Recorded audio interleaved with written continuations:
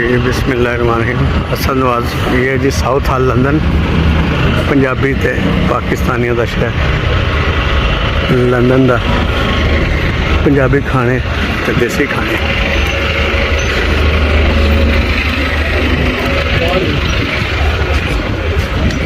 ये जी साउथ हाल London.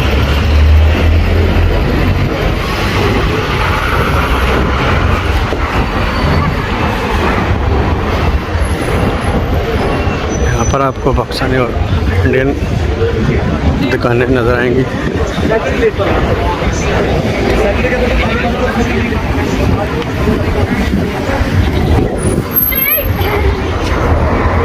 Sorry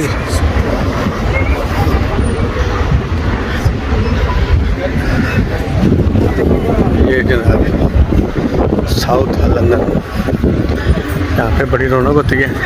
Pakistani Indian की बहुत ज़्यादा आबादी यहाँ पे आबाद है और आपको हर तरफ देसी मोली नज़र आएगा।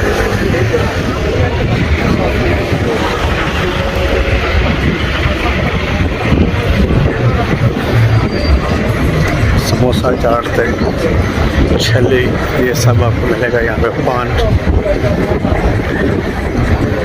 बड़ी बड़ी दुकानों के पास ये छोटे छोटे स्टॉल लगे हुए हैं जहाँ पे आप गर्म समोसे, गर्म जलेबी हैं और गोलगप्पे खा सकते हैं। ये जी साउथ हाल है लंदन।